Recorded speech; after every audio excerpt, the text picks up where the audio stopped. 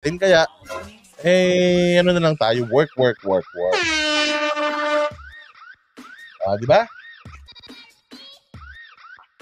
Sige, dahil dyan, magsimula na tayo mga bossing. Mahaba-haba na rin ang ating batihan po.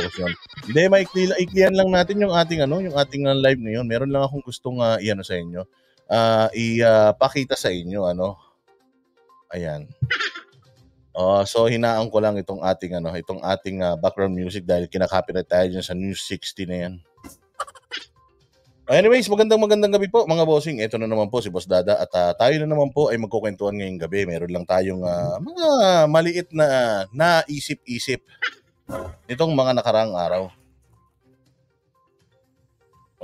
Alam naman natin mga bossing na just recently nagkaroon ulit tayo ng opportunity para ma-interview si DG Bantag at medyo we were caught off guard. Hindi po namin ini-expect yung mga bagong mga revelations niya. As in, hindi namin in-expect mga bossing na bigla siyang may mga bibitawang mga salita. Meron pa siyang nalalaman na meron lang akong itatanong sa inyo. Ako naman na magtatanong sa inyo, nagulat kami kung ano yung itatanong niya. Yun pala, meron siyang bagong revelation. Ngayon, doon sa revelation niya, merong mga lumabas na mga pangalan ng mga tao na hindi naman talaga natin kilala. Pero after a couple of days, may mga nakita tayong mga posts sa social media na mukhang concerned at mukhang nakakaalam or nakarinig na doon sa mga pangalang binitawan niya. And dahil doon, konting research tayo.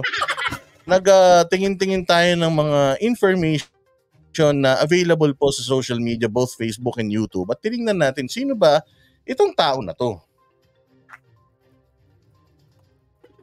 Ayan, sabi ko, sino ba tong tao na to? And then tinignan natin, nawindang din ako doon sa mga balita na nakalkal natin patungkol sa isang opisyal ng pulis, CIDG, koronel, na merong mga hindi magandang balita tungkol sa kanya. Kasi nung nagbitaw ng salita si DG Bantag, medyo sabi ko, medyo mabigat ito. Mabigat itong paratang niya na ito. And sa bigat ng paratang na yun, medyo actually natulala ako ng bagya. Sabi ko, naku, Diyos ko po, may pangalan na naman tong binanggit. Baka naman madagdagan na naman yung mga kaaway namin, yung mga galit sa amin. So ngayon, nagtataka rin tayo kasi binigyan natin ng mga ilang araw.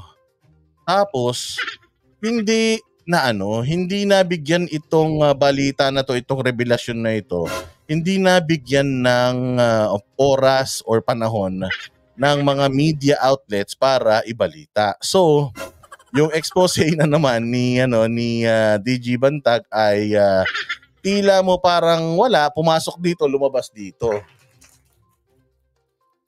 Kaya titingnan natin, ano ba to? Sino ba to? Bakit kino-connect? Bakit parang tila mo may connection itong sinasabi nilang tao, pulis na opisyal na may connection sa mga hindi magandang mga aktibidades at meron din connection sa kaso ni Teves patungkol dun sa kanyang yung illegal possession of firearms. Doon tayo medyo nagtaka kasi doon sa interview natin kay Bantag, lumutang yung pangalang Abalos na naman. Sa sobrang tagal-tagal na, hindi na natin narinig, biglang lumutang na naman. And then, yun na nga, so in-expose nga ni DG Bantag na meron daw binuo na parang assassination team. Siya ay para iligpit at nagbanggit siya ng mga pangalan. Ano yung pangalan na yun, mga boss? Ang pangalan na yun ay ang kanyang apelyido ay Marantan. So syempre tayo, hindi naman natin alam sino yung mga opisyal na yan, yung mga chief of police lang naman din yung mga alam natin. So nag-research tayo patungkol dyan sa Marantan na yan. But before that, ipakita muna natin itong isang saan ba nagsimula itong pangalan na ito. Simulan muna natin dito sa isang vlog ng nakita natin sa YouTube. Ayan. Ang sinasabi niya ay General Bantag umamin na gusto siyang ipatumba. Ayan, pakinggan po natin, bossing, itong ano na ito, vlog na ito. And then, isa-isahin natin. At kung may nakakakilala dyan sa mamang yan, eh magsalita lang po dyan, mag-comment lang po dyan at atin pong babasahin. Ito na po mga bossing. Mga kababayan, makatindig balahibo at nakakabahala ang ibinunyag ni dating Bucor Chief General Gerald Bantaga. Sa ikalawang interview ng Banateros Brothers kahapon, ipinagtapat at ibinunyag ni Bantag na meron siyang natatanggap na intelligence report kung saan ay pinag-iingat siya dahil may binuong assassination team ang kampo ng DOJ at DILG o PNP para ipatumba ang dating Bucor Chief. Alam nyo, mayroon akong natatanggap na mga intelligence din, information na winawarningan ako dahil yung mga tracking team pinalitan na. Yung mga dating tracking team, napalit-palit yan ng PNP assassination team na ang pinalit sa mga tracking team ni Bantag. Sa kasagsagan ng interview, lantarang pinangalanan ni General Bantag ang team leader ng DILG at PNP General na naatasan at bumuo ng team at ang mismong tao na nakatukang pumaslang sa kanya. Ibig kong sabihin, sana hindi totoo na itong PNP General Romeo Karamat ng CIDJ, ewan ko kung CIDJ pa rin, yan ang nautusan. General Romeo Karamat, yan ang head ng assassination team against Bantag. Ito naman sinasabi kong underclass ko pa naman din ay si Colonel Hansel Marantan. Ayun, doon lumabas yung pangalan.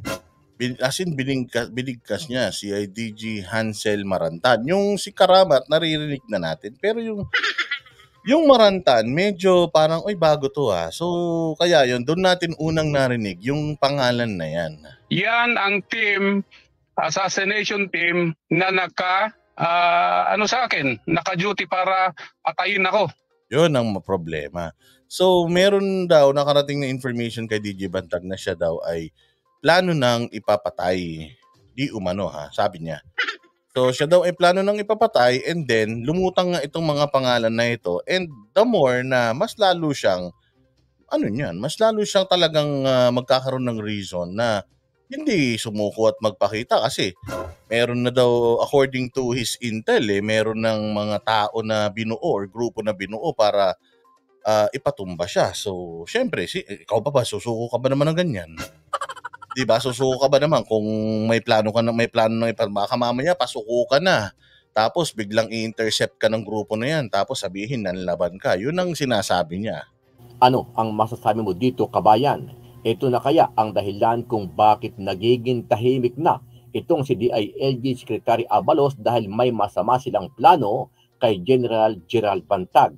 Ayun lang. So according to this news, mukhang sa pagkakaintindi niya or sa kanyang may tanong din siya na bakit nga kaya sobrang tahimik nitong Secretary Abalos ngayon samantalang isa siya sa mga maiingay una sa lahat nung kay Bantag, yung kaso ni Percy Lapid, sumalangit na ang kaluluwa, at saka yung kaso ng mga Digamo na sumalangit na rin na ang kaluluwa.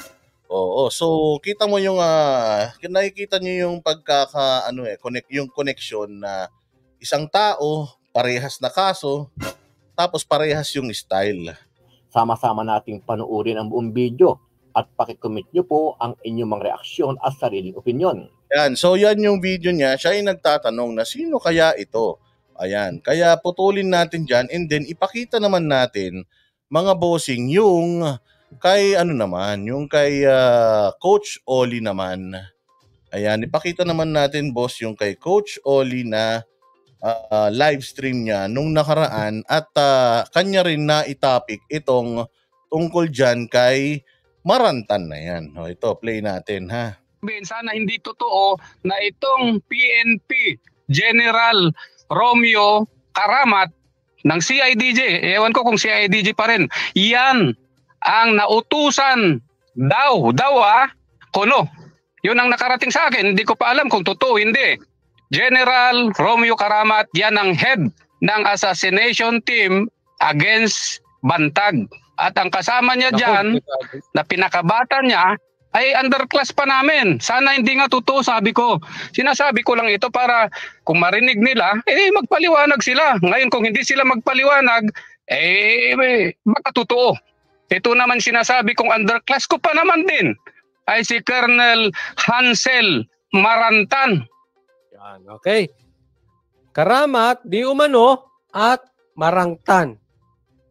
Na di umano, according kay DJ Bantag, yan po ang gustong dumali sa kanya. Ang head ay si Karamat at ang gagawa assassination team, di umano, according to DJ Bantag, ay si Marantan. Diretso tayo. Iko-connect ko, saglit lang po. Yan ang team, assassination team na sa akin, naka-duty para patayin ako. Nako. Medyo. Kaya nga, yan. hindi ako naniniwala na tahimik si Secretary Abalos. Kunwari lang yun kasi Connect na ha. Sino ang DILG Secretary? Abalos. So connect na yan, tatlo. sino bang mag-uutos sa PNP, di ba? Under ng DILG yan. Hindi kaya si Secretary Boying ang nag-uutos sa kapulisan o si Secretary Abalos? Iyon ang tanong ko. Kung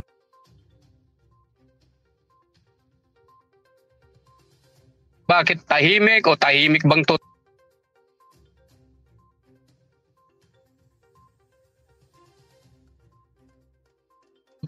bakit mayroon nga yung assassination team na papatay sa akin? Grabe, active sila ngayon ang kapulisan. Nakita naman ninyo nung nakaraan, NBI naman, di ba? Yun. Yun ang may balita ko. Kaya with all those information na nakakarating sa inyo. Yan. So, dyan muna tayo. Hanggang dyan na lang, ha? Actually, natanong ko yun Sabi ko, yung mga information na nakakarating niyan sa inyo, are those coming from reliable source? So sabi niya, oo, mga mga reliable source yun, mga kaibigan ko yun.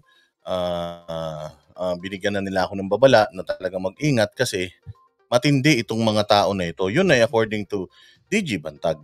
Hindi ko na itutuloy. Kung hindi nyo napanood, panoorin nyo na lang. Ngayon, mabigat kasi itong binanata ni DJ Bantag. Natural, ako'y isang taong mahilig questionin ang mga bagay-bagay. So, naisip ko, totoo kaya itong sinasabi ni DJ Bantag o kathang isip o haka-haka lang? No? Pwede rin kasing praning lang siya, di ba? Hindi natin alam kasi katulad nga niya, sabi ko sa inyo, yung interview po na yan, hindi po niya alam kung ano yung itatanong namin. Hindi rin po, kasi tingnan mo hindi namin na itatanong to, di namin actually na bring up si Secretary Abalos, pero mukhang talagang planado na siya na sabihin talaga ito sa amin. Kasi palibasa nga, hindi namin alam kung ano yung laman ng isip niya. Basta kami magtatanong lang, sasagot lang siya. Simple as that. Wala kaming mga other side comments or wala kaming karga, wala kaming, kumbaga yung sagot niya kakargaan namin. Walang ganun. Kaya kung mapapansin nyo, mukhang habang ini-interview namin siya, siguro naisip ni DJ Bantag na teka, mukhang hindi nila maitatanong itong isa sa mga agenda ko, kaya pumayag ako na magkaroon ng part 2 na interview. Either siya pumayag or kami pumayag, hindi natin alam. But anyways, siguro isa talaga yun sa kanyang mga agenda.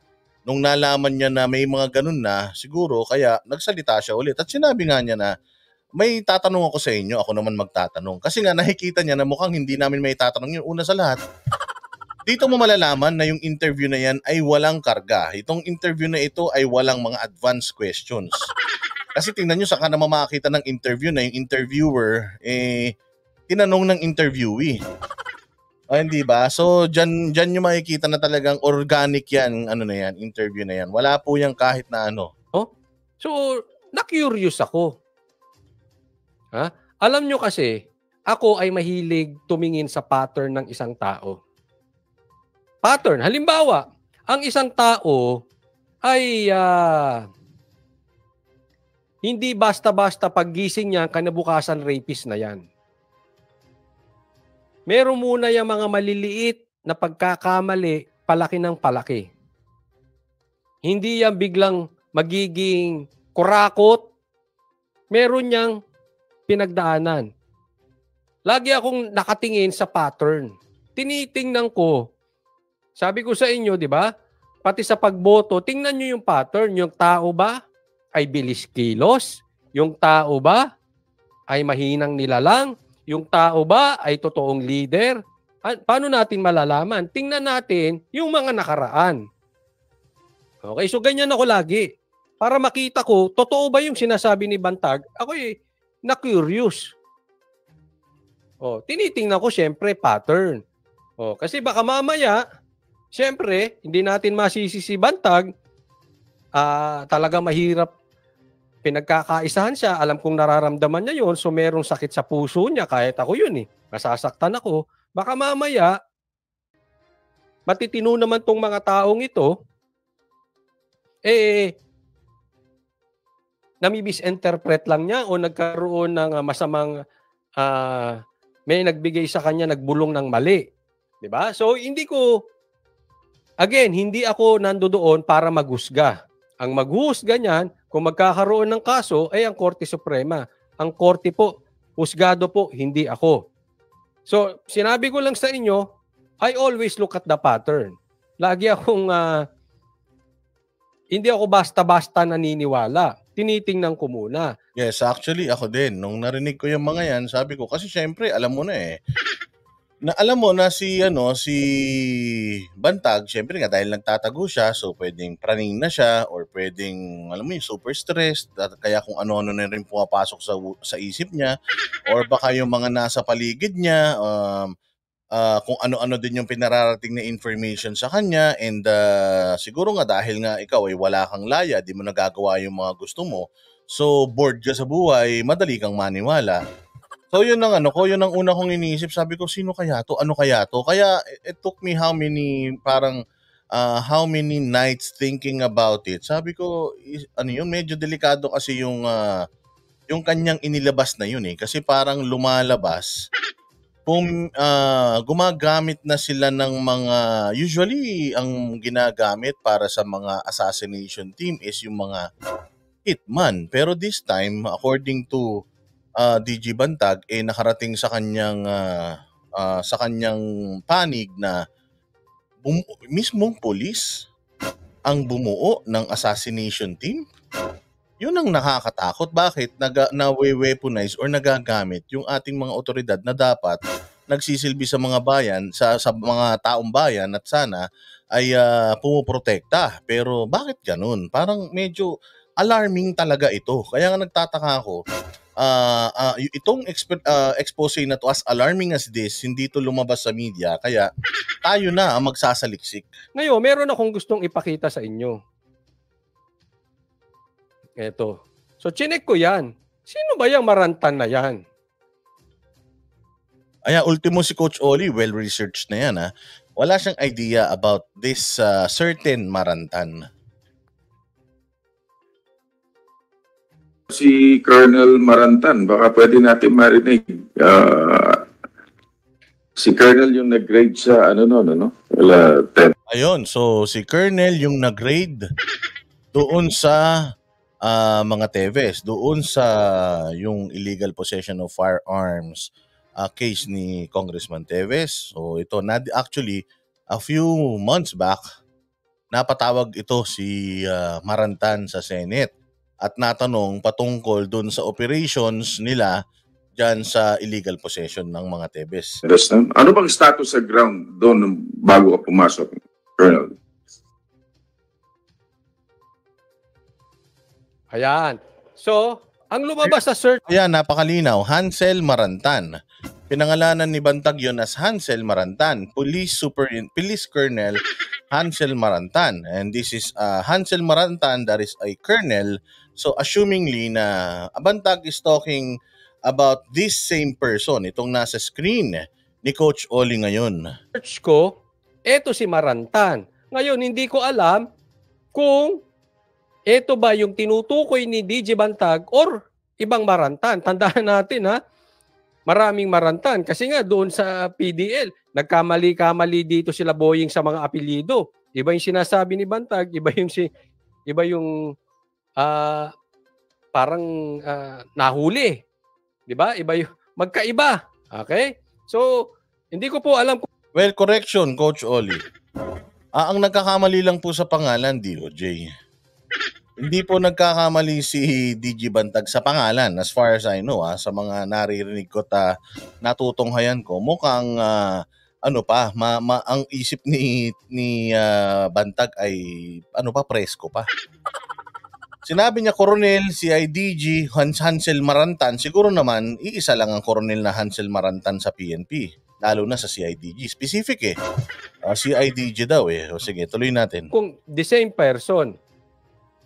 Pero, eto, di umano, ay konektado doon sa kaso ni Tebes na ng raid doon sa illegal possession of firearms sa bahay. Ayun na. So, biglang nagkaroon ngayon ng koneksyon ang Bantag at saka ang Tebes. Bakit? Kasi this same person that according to DG Bantag nagli-lead ng assassination team against him ay siya rin palang nag-lead ng search doon sa property ng mga Tebes patungkol doon sa kanyang illegal possession of firearms.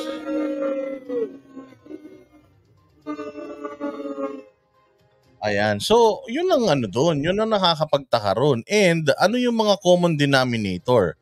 So, ang common denominator is yung assumption or yung hinala ng tao that these two si Bantag at si Tebes ay mukhang pinupolitika. Kasi parang lumalabas according dito sa mga balita at sa mga statement ng mga akusado ay iisang mga tao yung ginagamit para trabahuhin sila. Adi umano ina-analyze lang po natin. So parang yun yung lumalabas. May Abalos na parehas na konektado sa kaso na to.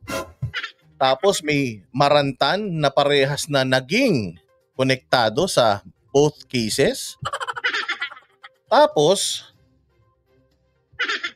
di umano, itong Marantan daw na ito ay hindi po ito opisyal ng pulis na napakaganda ng record.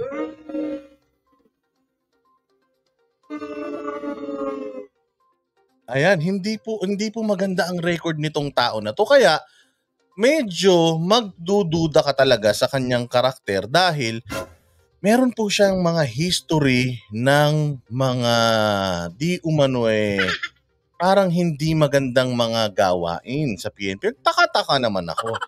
Nung na-research ko yung mga previous na na-drag yung pangalan niya sa mga issues sa bayan patungkol sa mga krimen, nagtataka ko ba't nandito pa siya sa PNP. Akala ko ba merong internal cleansing? Akala ko ba merong internal cleansing si Abalos? Kung may internal cleansing si Abalos, bakit nandito pa tong opisyal na to kung apakarami naman palang involvement nito sa mga hindi ka nais-nais na mga gawain. Mamaya makikita niyo yung mga nakalkal nating mga involvement. Pagpatuloy muna natin yung analysis ni Coach Oli. Ni Tebes na inirereklamo rin ng kampo ni Tebes dahil tinaniman daw. Yan. May tanim daw. So sabi ko ba, ngayon, medyo may connect na ngayon. Medyo may pattern. Tinitingnan natin. Although ayoko husgahan, kung totoo pa rin yung sinabi ni Bantag, iiwan ko po sa inyo yan. Kayo po ang magsaliksik. Actually, marami akong nasaliksik. Ayaw ko lang ipakita rito. Kayo na po ang magsaliksik.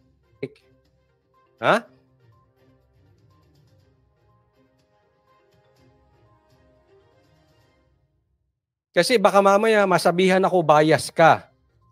Again, kayo na po magsaliksik, marami kayong makikita. It's a public knowledge. Kalat po sa YouTube. YouTube po, binalita ng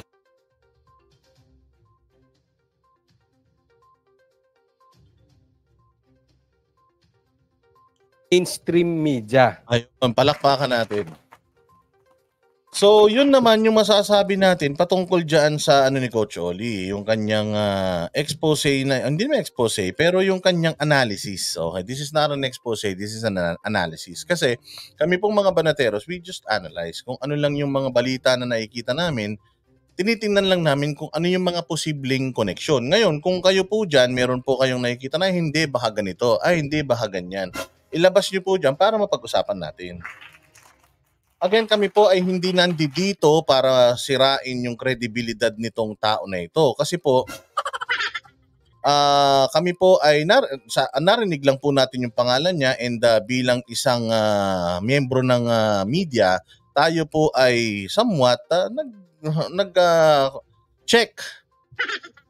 Tayo po ay nagsaliksik ng bahagya. Tiningnan natin, ano ba tong bakit lumalabas yung kanyang pangalan? Sino ba siya?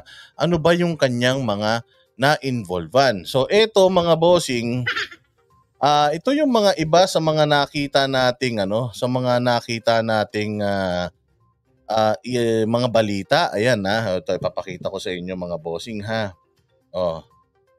Ito yung isa.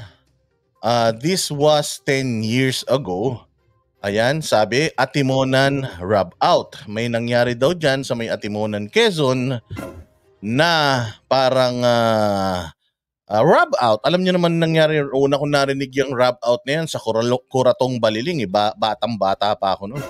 Siguro mga 1.5-year-old lang ako noon. Oo, narinig ko na yung rub out. Yan yung pag sinabing rub out, yung akala kunyari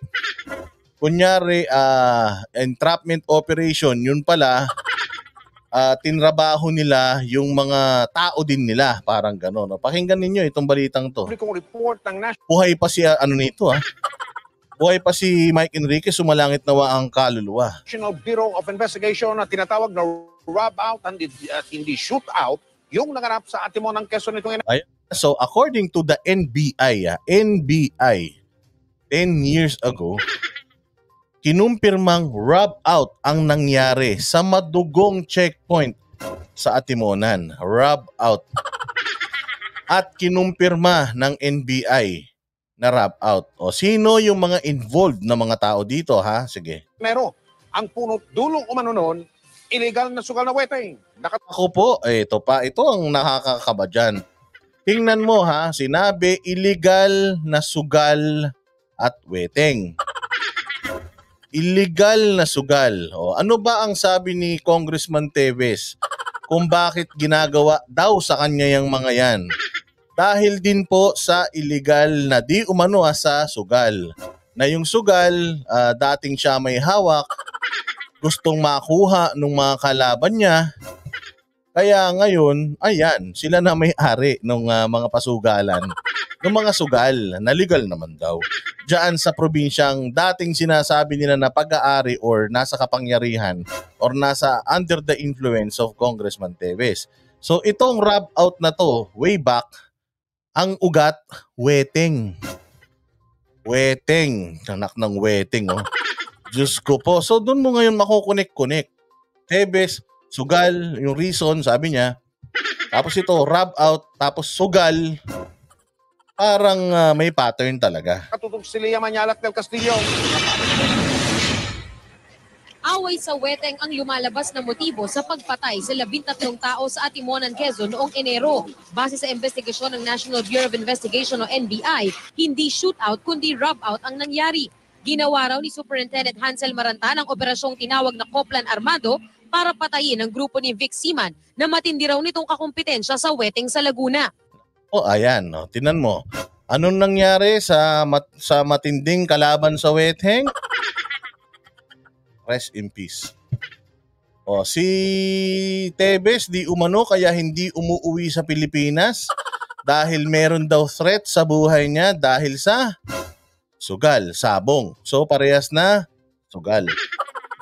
So doon mo malalaman ngayon na talagang seryoso yung mga threat na yan kasi minamaliit yan ng ibang tao. So, maniwala ka sa threat. Ginagamit mo lang yung death threat na yan para hindi ka umuwi sa Pilipinas. Pero, kita mo, nangyayari pala talaga.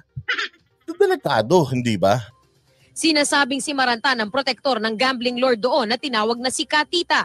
The probable motive for the killing Yan si Delele ba yan? Si Delele pa yan is the apparent right. Panahon pa to ni Pinoy, may kaso na ito. Paano hanggang ngayon? Tapos ito kumpirmado according to this baka hindi nyo nababasa sa screen. Ayan, lalakihan ko para makita nyo wait. Ayan nakalagay sa title nung 24 oras. NBI, kinumpirma na rob out. So, ibig sabihin, according to the NBI, krimen ang ginawa ng mga nasa checkpoint. Sige, diretso natin. Rivalry existing between the two main protagonists of the incident, Police Superintendent Hansel Marantan and Vic Siman. Ayun Hansel Marantan.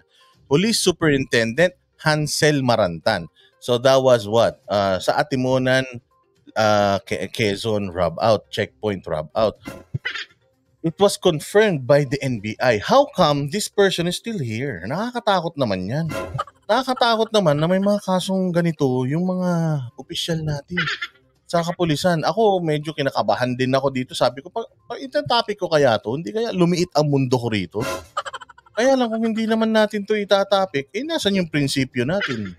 'Di ba? Ano na lang yung parang banateros nga tapos matatakot, 'di ba? So, yes, nakakatakot pero kung titingnan mo kasi kung ganito sila kadumi maglaro, nakakatakot na talaga ang buhay naming mga banateros. Bantakin mo, binabangga namin tong mga to. Pinapakita namin tong mga to. But then again, hindi po kami nagbibintang. Hindi po kami nagsasabi na totoo itong mga balita na ito. Kami po ay nagre-react lang sa mga balita. Ito pong aming mga channels ay bukas din po para sa kung sinong gusto magpaliwanag. Hindi kasi yung inireport mo, Boss Dada, na-resolusyonan na yan kaya siya na-reinstate kasi ganito, kasi ganyan. Kung may gusto rin pong magpaliwanag, sabihin nyo po, kung message nyo lang ako, yung inyong paliwanag, ilalabas natin dito. Kahit na text lang yan, sabihin nyo na, actually na-acquit siya dyan sa kaso na yan. Hindi yan natuloy kasi ganito, ganyan. Nanalo siya sa kaso, kaya na-reinstate siya. Kung ganun po, maganda mailabas natin dito. Pero kami po ay binabalita lang namin yung mga nakikita namin. Talagang naging curious kasi yun naman ang di ba? Yun naman ang, doon naman nagsisimula lahat sa curiosity.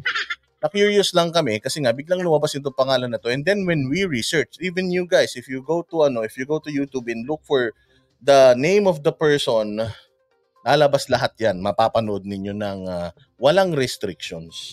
Reportedly resulting from territorial conflicts involving wetting and other gambling activities, which has already claimed the lives of several cabos and protectors of the rival wetting operators, namely Siman, Vic Siman, and a certain Katita. Ayan so accordingly or according to De Lima, may binanggit siya na pangalan na Hansel Marantan, which is a colonel na before tungkol dyan sa kaso na yan. Ito pa yung isang balita patungkol dyan malinaw na malinaw. TV Patrol naman. Superintendent Marantan, ayan, iginiit na lehitimo ang operation nila sa Atimonan. Okay, siguro baka nanalo naman siya rito kaya na-reinstate siya. But anyways, panoorin natin. Matapos payagan ng korteng magpiyansa, nakalabas na ng PNP Custodial Center si Superintendent Hansel Marantan at 10 pang kinasuhan sa tinaguriang Atimonan rob-out. Enero 2013, si Marantan ang ground commander noon sa isang police operation na ang target ay ang umano'y wetting lord na si Vic Siman. Napatay ang 13 tao sa isang checkpoint sa Maharlika Highway, Atimonan, Quezon. Grabe, tinan nyo Namatay 13 tao. Tapos, uniformado sila. Tapos si Tebes ang terorista.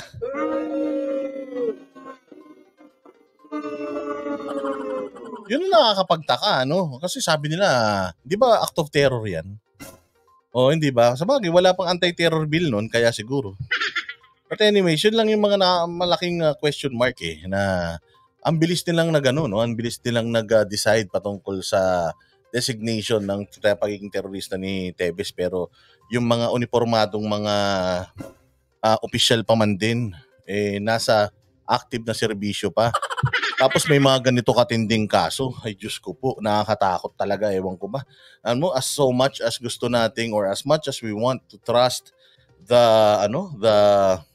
men in uniform, pagka ganito ng ganito, nakakatakot, nakakawalang gana. Kasama si Seaman.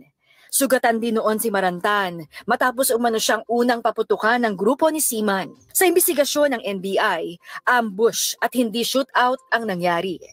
Ucha, saan ka naman makakita ng ang tama ng bala, harap, likod, gilid?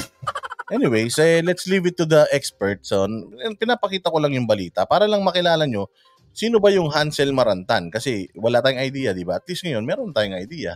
We're not saying, totoo yung sinasabi ni Bantag, we are not saying na nagtanim siya ng ebidensya doon sa sa raid ng mga baril sa property ng mga Teves.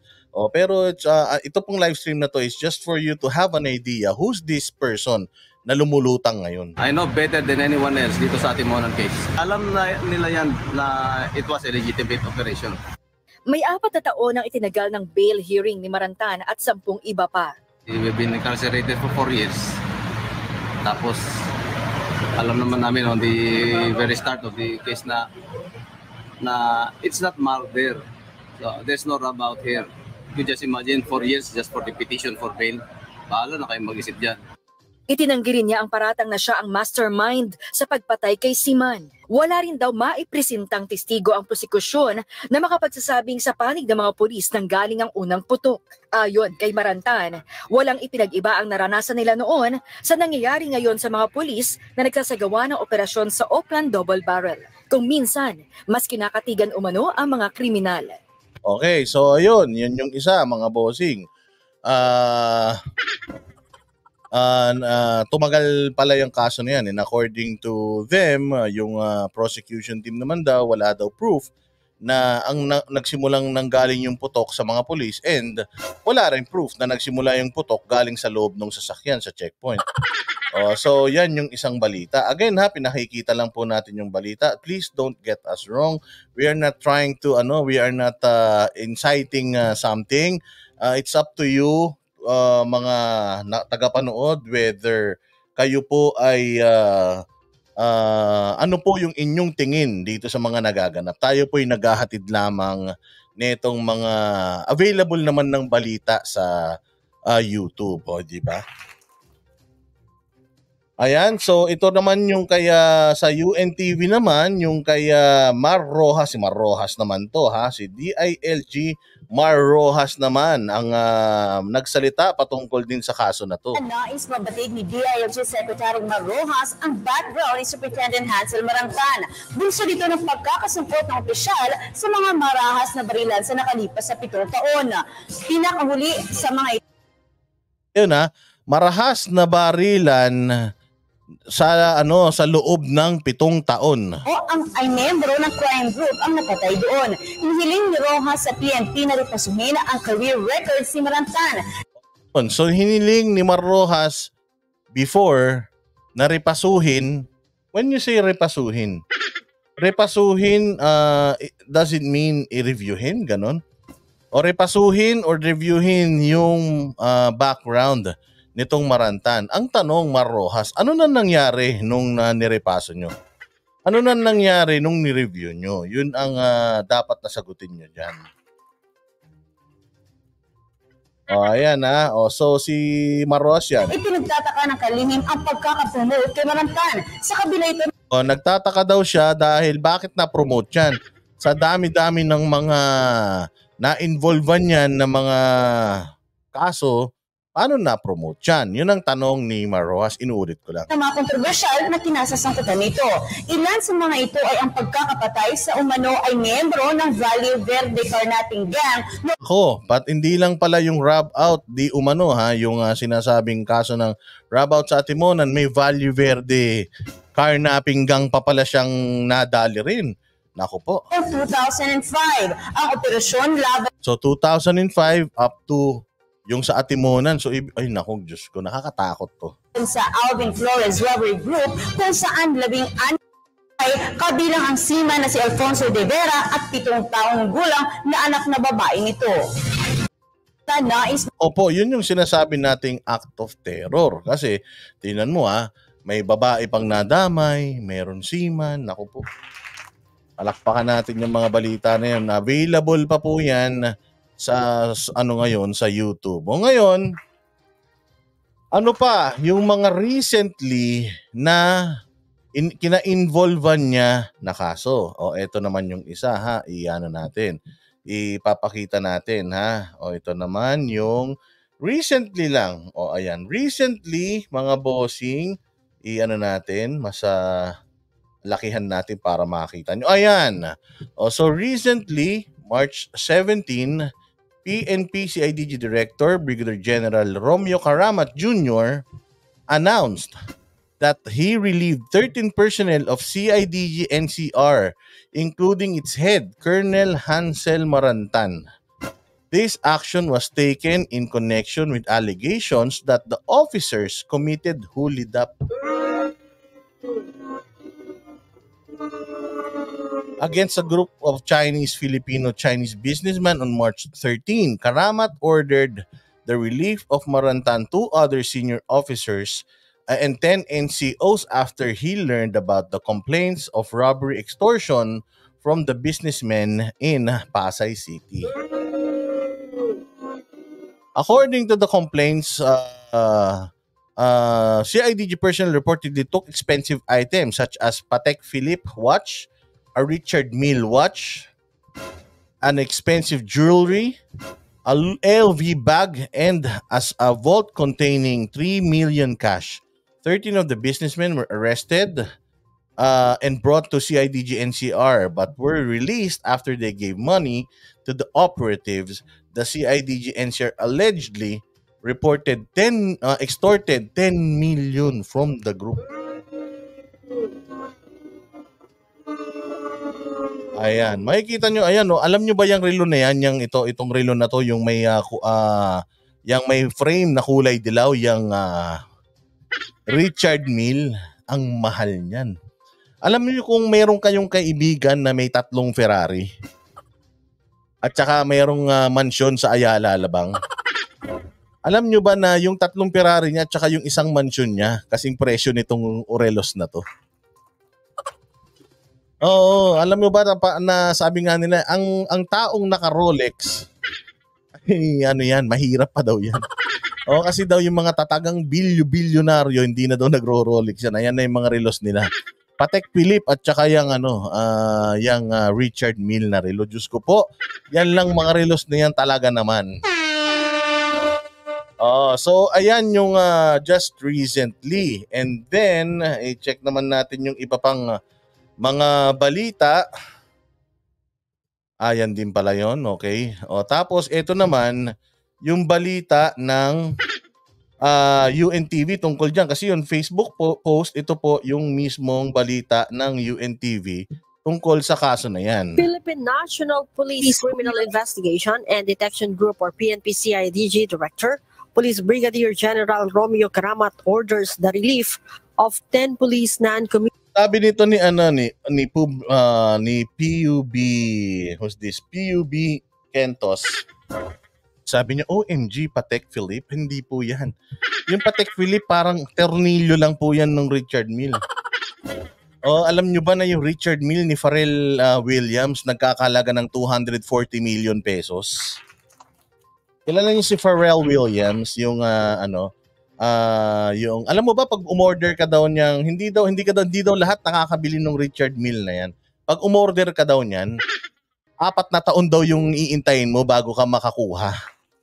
Ganun siya ka-sought after. Sobrang mahal ba naman yan, Diyos ko po. Kaya yung mga Patek Philippe na yan, wala pa yan. Commissioned officers and 3 police commissioned officers, including the Chief of CIDG National Capital Region, Police Colonel Hansel Marantan. This is in connection to the alleged extortion on the... Ayan na, so lumutang na naman yung pangalan na Marantan kasi mukhang yung team niya nagtatrabaho daw yata ng illegal. This is according to this report. Group of 13 arrested Chinese businessmen. Nakita mo yan, Richard Mill. Yung may mukha pa, may mukha pa. Alam mo ba yung mukha na yan? Yung mukha na nandiyan na yan, nakikita mo? Ayan, diamante yan, mga boss. Diamante po ang bawat isa niyan. Talaga naman, pag kinuha mo yung isang piraso ng bilog na maliliit na bato na yan, pwede mo nang pag-aralin ng 5 kurso sa Lasal yung anak mo. In Parañaque last March 13, the said Chinese nationals were caught playing mahjong, but instead of filing a case, PNP Deputy Chief for Administration, Police Lieutenant General Rodel Sermonia said the operatives asked money in exchange for the release of the arrested Chinese nationals. Kung hinuli man nila to at kung may mga violation, dapat kinasuhan agad-agad. Then, it involved. Yun na nga, kung hinuli, dapat kinasuhan. Bakit nagtataka tayo? Ba't nandiyan pa din, sir? Ano nangyayari sa kapulisan natin?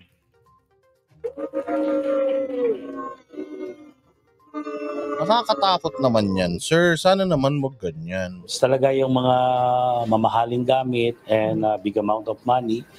Aside from that, the CIDG NCR operatives also confiscated the vault with 3 million peso cash, 2 luxury watches, and a luxury bag. Based on record, grabe din daming pera ng mga Chinese. Takin mo, mayroon silang 3 million sa vault. Mantakin mo yung 3 million nilalagay nila sa vault, tapos yung mga halagang 50 to 100 million nasa kamay nila, no? Lakas ng tama rin ito mga bilyonaryo na ito. Sa mga nakakuha ay may pera sa vault. Meron din na nakuha na mga relo, isang Patek Philippe at saka isang Richard Mille, kung kilala niyo yung relo na yon. Natawa rin si sir. Akala nyo si Richard Merckx. Diba? Si Richard Merckx, akala nyo ganun-ganun lang yun. Pero mahal yun. At saka may bag din na Louis Vuitton and yun yung mga nakuha sa bahay at saka mga alahas. So yung debt amount, how much po? Ang sabi ng relieved from post, pero magtataka ka bakit nagkakandak pa din ng mga operations. Ay naku, Diyos ko, PNP, sana talaga makita nyo to and ma-review nyo. Nakakatakot naman, merong ganito kamakapangyarihan na tao dyan sa hanay ninyo na involved sa mga ganito. Naku, kawawa talaga yung mga ordinaryong tao niyan. Complainant, 3 million. The PNP readies the filing of charges once the involvement of the said operatives in extortion activities are proven. Leia Ilagan, UNTV, News and Rescue. Ayan.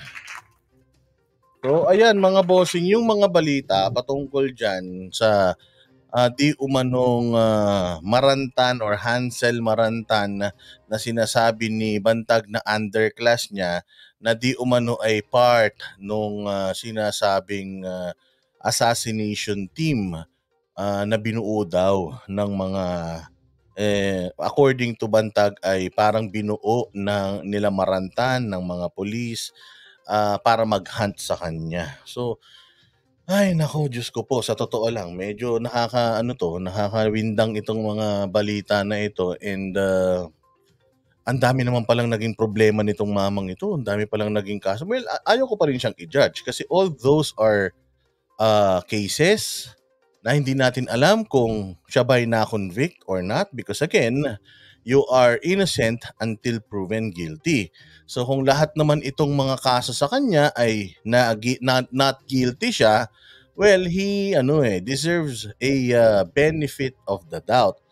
But again, kung isang pulis na bagamat siya ay paulit-ulit na naa-acquit, alam naman natin na naa-acquit ang isang tao depende sa may mga ibang acquittal na dahil sa paghahawak ng ebidensya, maling paghawak ng ebidensya.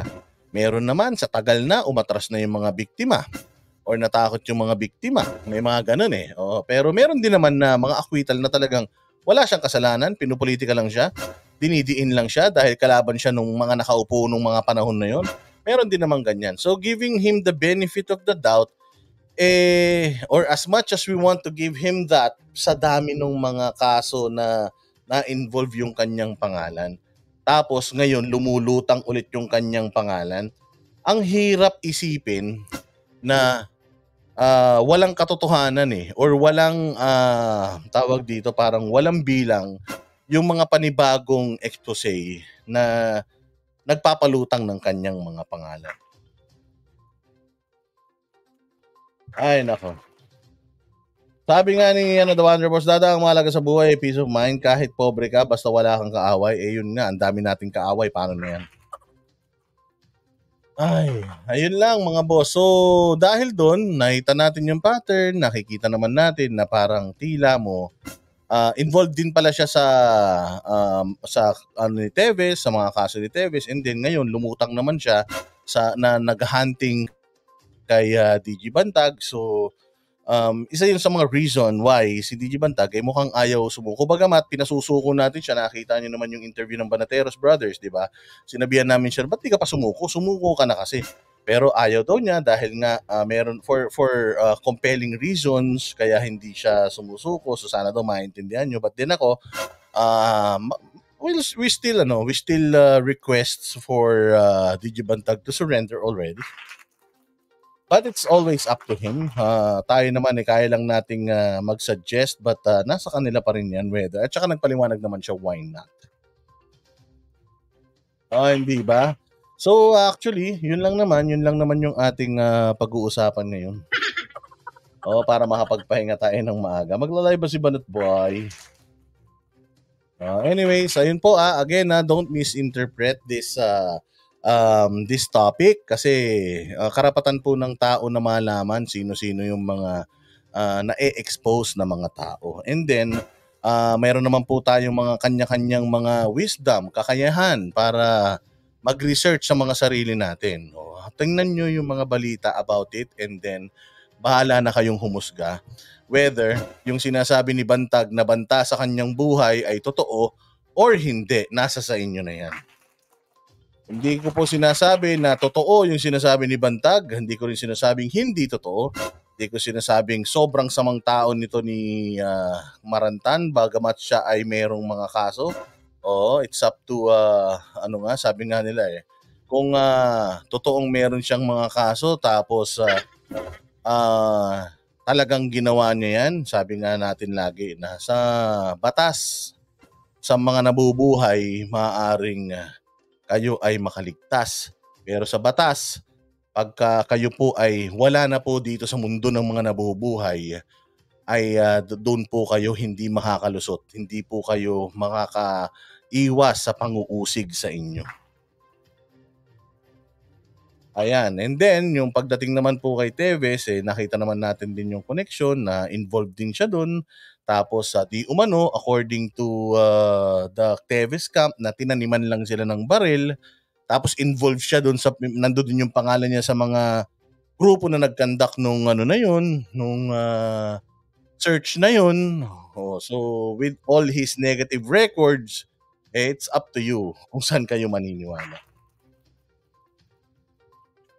Alright, kita nyo naman kahit pa paano natin, naipaliwanag naman natin siguro ng maigi. Again, yung ating pong channel ay available sa kung ano man paliwanag, kung meron pong mga nakakilala sa kanya na siya naman na yung mabait na tao. Pwede po kayong mag-message sa ating Facebook page. Message kayo doon, ay Boss Dada, by the way, ako yung ganito, ganyan. Baka hindi nyo nang alam, yung kaso na yan, na-dismiss yan dahil sa ganitong at ito rin mga to, na-dismiss yan dahil ganito, ganyan. So ito pong mamang ito ay bagamat maraming ikinaso sa kanya noon, ay kaya active pa po siya sa serbisyo dahil nagkandak po ang Napolcom ng bla bla bla bla bla bla. Kaya kung gusto nyo magpaliwanag, okay lang po. Available po ang Banateros Brothers dyan. So pasensya na po ha, lumutang lang talaga yung pangalan. Hindi naman namin yan parang sige, topic natin tong taong to. Kasi una sa lahat, di talaga namin kilala. Kaya nga kami nagsaliksik dahil hindi namin kilala. Wala kaming alam kung sino siya. Until now, nakita natin yung mga dating balita tungkol sa kanya. Again, Hindi po natin nais na magmalign ng tao, but ito naman pong mga balitang ito ay available naman po sa social media, Facebook, and both YouTube. Ayan, so again, good evening everyone. Maraming salamat sa inyong panonood. Mabuhay kayo. God bless us all and God bless the Philippines. Bukas po, mag-live po tayo ulit.